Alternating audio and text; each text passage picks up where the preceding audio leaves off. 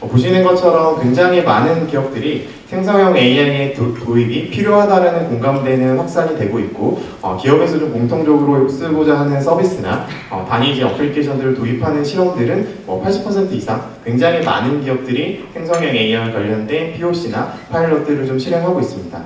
그런데 이제 안타깝게도 그러한 도전과 시도들이 실질적으로 기업의 성과로 이어지는 확률은 그렇게 좀 높지가 않았습니다. 특히나 일반적인 목적의 에이전트가 아니라 구체적인 문제를 해결하고 업무를 좀 완결하는 관점에서의 에이전트의 도입 전환율은 5% 미만에 좀 그치는, 그래서 100건의 파일럿을 진행하더라도 정말로 상용화를 진행하고 기업 내부의 사용자들이 의미 있게 쓰고 그것들이 기업의 좀 성과로 이어지는 확률은 그렇게 높지 않은 게 현재 현실입니다.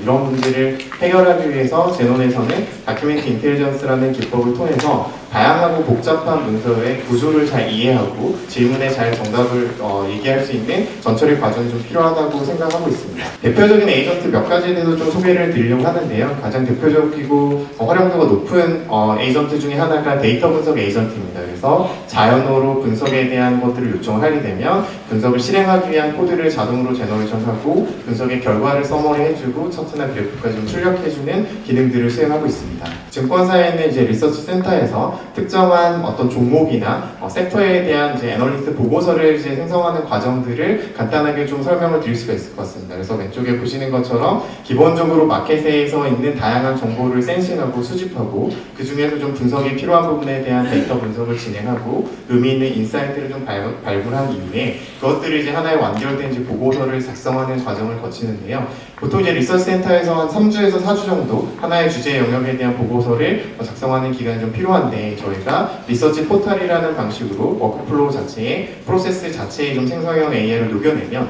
좀 그런 업무를 좀 3, 4일 안에 좀 완결할 수 있는 구조의 형태로 구현이 좀 가능할 것 같습니다. 나아가서 저희는 브라우저 유주와 컴퓨터 유주라는 기술을 통해서 사전에 정의하지 않은 또는 사전에 추가적인 IT 개발을 하지 않더라도 내 PC에 있는 업무 화면을 에이전트가 직접 제어하면서 업무를 좀 완결할 수 있는 구현들을 좀 진행하고 있습니다. 오늘 좀 가장 좀 핵심적으로 좀 소개해드렸던 기술적인 요소 중에 하나가 바로 액셔너블 AI라고 하는 에이전트가 사람이 보고 판단하고 행동하는 것들을 소프트웨어적으로 좀 실행하는 기술에 대해서 보다 구체적으로 좀 소개를 드릴 예정입니다. 저희가 오늘 세션에 첫 번째로는 레그 기반 질의응답, 그리고 2단계로 AI 에이전트, 그리고 3단계 이제 워크플로우가 녹아든 AI 에이전트에 대해서 좀 설명을 드리기로 했고 2부 세션으로 먼저 액셔너블 AI로 자동화 에이전트가 어떤 식으로 구동되는지에 대해서 설명을 드리기로 했습니다. 어느 정도의 효과성이 검증이 되었다라고 판단이 될 경우에 조금 더 이제 업무에 특화된 업무 프로세스가 들어간 의미의 에이전트를 확산하시는 거를 많이 고민하고 계십니다.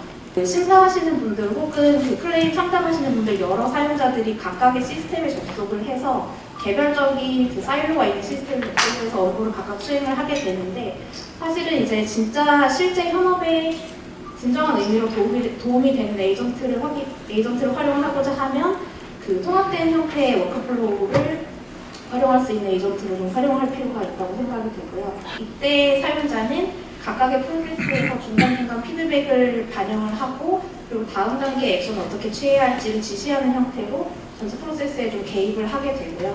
결과적으로는 에이전트와 사람이 협업하는 과정을 거쳐서 최종적인 조치가 실행된다. 리서치 센터에서 애널리스트 분들이 수행하는 리서치 업무를 좀 단순하게 5가지 단계로 구분을 해봤습니다. 첫 번째는 조사하고자 하는 시장의 상황에 대한 세팅하는 것들이 있을 것이고, 그리고 두 번째는 거시경제 혹은 특정 종목에 대한 여러 가지 데이터들을 수집하고 정제하는 것, 그리고 세 번째로 그것들을 분석해서 인사이트를 도출하고, 그리고 네 번째로는 애널리스트 분이 여러 가지 인사이트를 조합해서 보고서를 작성하고, 마지막으로 투자에 대한 의사결정을 직접적으로 하거나 혹은 이제 고객의 어떤 투자 의사결정을 좀 설득하는 과정을 좀 거치게 될 것 같은데 이 모든 것들을 하나의 통합된 환경에서 수행할 수 있다라고 저희가 말씀을 드릴 수 있을 것 같고 현재 2025년 저희는 저걸 이제 수주하는 사업으로 피부로 느끼고 있는데 레그 챗봇이 조금 점점 줄어들고 이제 실제로 실행을 하는 액셔너블 AI에 대한 수요가 많아지고 있는 상태입니다. RPA 같은 경우에는 사람이 디자인을 하고 모든 워크플로우를 하드코딩 형식으로 지정을 합니다. 그러면은 이제 1, 2, 3 스텝을 거쳐서 고정된 절차로 실행을 하고 사람이 로그를 보고 검증을 하는 형식인데요. 이제 문제가 저 스텝 1, 2, 3 사이에 예기치 못한 문제가 발생했을 때 대응을 할 수 없다는 것입니다. 근데 액셔너블 AI 같은 경우에는 저는 이제 2D 이미지긴 한데 사람이 데모를 보여주면 AI가 그거를 학습해서 또는 판단해서 업무 프로세스로 소화를 하고 그게 다시 AI가 계획을 하고 실행을 하게 됩니다. 그러면은 AI가 그냥 한 번 스텝 1, 2, 3에 따라서 실행하고 끝나는 것이 아니고 스텝 1을 계획하고 실행한 다음에 경과를 봅니다. 그래서 에러가 발생했다면 다시 보정을 합니다. 그래서 실행과 관찰을 반복하면서 하나의 완결된 업무를 수행할 수 있다라는 것이 액셔너블 AI라고 보시면 될 것 같습니다. 그래서 저희가 이제 해결하고자 하는 것은 이제 휴먼 인터페이스를 활용하자고 하는 것인데요. 사실 AI가 API를 호출하는 이유 자체가 AI는 눈이 없고 손이 없고 이제 그게 가장 큰 문제입니다. 컴퓨터는 사실 사람에 맞춰서 만들어졌기 때문에 모니터와 마우스로 제어한다는 것이 기본인데요. AI는 그게 안 되기 때문에 이제 API를 호출을 하는 것입니다. 그래서 저희는 모든 프로그램이 기존 프로그램이 그 API를 연동할 때 어려움이 있지만 모니터가 있고 마우스가 있으면 안 되는 것은 없습니다. 이게 실제 저희가 이번에 개발한 원에이전트 사용 영상이고요. 미국 주요 섹터 3개월 데이터 다운로드해서 상용하게 분석하고 보고서 만들어서 저희 이제 슬랙 채널에 보내줘 라는 명령을 했습니다. 그러면은 LLM이 에이전트가 이제 판단을 해서 다운을 받아야겠다 이런 결정을 하게 됩니다. 그래서 여기 파이썬에서 이제 야후 파이낸셜 데이터를 다운받을 수 있는 패키지가 환경이 없기 때문에 패키지도 알아서 다운을 받고요. 그거를 기반으로 코드를 작성을 합니다. 그 다음에 오늘 안 읽은 메일이라고 했는데 사실은 방금 메일 리스트에서 확인하신 분도 계셨겠지만 오늘 안 읽은 메일이 사실은 없습니다. 그래서 오늘 온 메일은 다 읽은 상태라서 필터를 걸었을 때 메일이 없다고 나온 것입니다. 이런 것도 사실은 RPA에서는 예외 처리가 되어 있지 않으면 조금 어려운 상황인데 LLM이 그것을 보고 오늘 받은 메일 중 안 읽은 메일이 없다는 의미입니다라는 것을 알아서 판단을 하고 있습니다.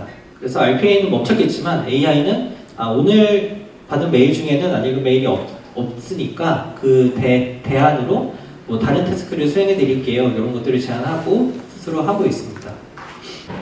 네, 그래서 저희가 이제 액셔너블 AI를 통해서 하자고 하는 것은 이제 단순히 LLM을 검색 도구로만 쓰는 것이 아니고 실질적인 행동으로 연결해서 실행을 해서 결국 하나의 업무를 완결하는 것이 저희의 목표이고요.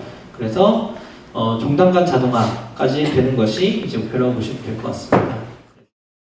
25년 6월 시점에서는 제노는 좀 어떻게 테크 로드맵을 가지고 있는지에 대해서 마찬가지로 좀 소개를 해주셨고요. 글씨가 조금 작긴 하지만 파란색으로 되어 있는 부분들이 에이전트의 어떤 기능적인 영역이 어떻게 좀 확대될지에 대한 부분들, 보라색으로 되어 있는 부분들이 모델과 관련된 서빙과 관련돼서 다양한 멀티모델이나 오늘 이제 마지막 세션에서는 그럼 이제 얼마 남지 않은 25년을 마무리하고 26년에는 좀 어떤 기술들이 주목받을지 기업 입장에서는 어떤 좀 기술 트렌드에 대한 준비가 필요한지에 대한 아젠다를 마지막으로 좀 말씀드리려고 하는데요. AI에 대한 국가적인 투자와 지원들을 대폭적으로 좀 진행을 하고 있고 그 중에 중요한 테마 중에 하나가 좀 피지컬 AI 영역입니다. 사실은 피지컬 AI라는 정의가 굉장히 좀 광범위하기 때문에 이 기술이 좀 어떻게 좀 변화하고 있고 엔터프라이즈 기업 입장에서는 이 기술에 대한 어떤 대응이 좀 필요한지를 한번 좀 재정립하는 과정들이 좀 필요할 것 같아요. 그래서 오늘은 구체적으로 저희가 기술을 다 만든 건 아니지만 기업 입장에서는 피지컬 AI라는 기술 트렌드를 어떻게 이해하고 바라보고 이후 좀 상용화 관점에서는 어떤 좀 방향이 좀 필요한지에 대한 말씀을 좀 드리고자 합니다. 그래서 피지컬 AI 같은 경우는 여러 전망들이 있죠. 지금 이제 어떤 소프트웨어 레벨에서의 AI의 발전과 하드웨어가 좀 결합된 물리 영역으로 좀 확대되는 영향에 있어서의 굉장히 큰 시장으로 확대될 거라는 전망은 계속해서 좀 쏟아져 나오고 있고 정부 차원에서도 어떤 지원이나 예산에 대한 규모로 봤을 때도 굉장히 많은 부분들을 이제 피지컬 AI 쪽에 투자하는 방향들이 좀 세워지고 있습니다. 근데 이제 피지컬 AI라는 게 이전에 있었던 로봇을 기반으로 하는 공장 자동화 로만 머무르는 것 같지는 않습니다. 그래서 제논이 바라보는 피지컬 AI는 앞서 좀 말씀드렸던 것처럼 생성형 AI가 도래하고 AI라는 것들이 사람이 인지하고 판단하고 행동하는 것들을 모사하는 과정이 좀 연속인데 그동안은 이 인공지능이 좀 작동하던 영역 자체가 채팅창이라는 작은 좁은 영역 안에서 좀 작동했던 것들을 오늘 좀 소개해드렸던 것처럼 다양한 소프트웨어와 내가 사용하는 PC와 업무 영역을 좀 확대하는 부분들에 대해서 말씀드렸는데요. 저희가 좀 바라보는 피지컬 AI라고 하는 것들은 그렇게 좀 AI가 인지하고 판단하고 행동하는 영역이 물리세계로 좀 확대되는 과정이라고 좀 이해하고 있습니다. 그래서 소프트웨어를 개발하는 제논이 어떤 로보틱스 관점에서 하드웨어를 제조하겠다라는 관점이라기보다는 우리가 좀 마주하고 있는 기업이든 개인이 마주하고 있는 물리적인 공간 안에서 생성형 AI가 어떻게 또 좀 확장할 것인지 그런 관점에서 업무적인 부분들을 지원하고 개인의 삶을 지원하는 것들이 어떻게 좀 가능할지에 대한 부분들에 주목해서 R&D에 대한 부분들을 좀 진행하고 있습니다.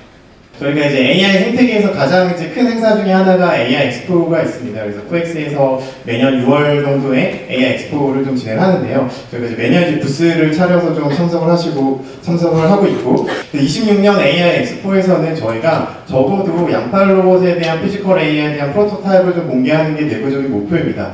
라고 얘기하면 이제 해주시는 거죠? 네, 26년에는 양팔 로봇과 관련돼서는 양산 모델, 그리고 26년 말에는 앞서 좀 말씀드렸던 것처럼 실내에서 좀 이동하는 부분과 관련된 것까지 확장하는 부분들을 저희 좀 계획으로 좀 말씀을 드릴 수 있을 것 같습니다. 26년에도 AI와 함께 도전과 혁신의 여정 함께 할 수 있기를 희망하면서 발표를 마치도록 하겠습니다. 감사합니다.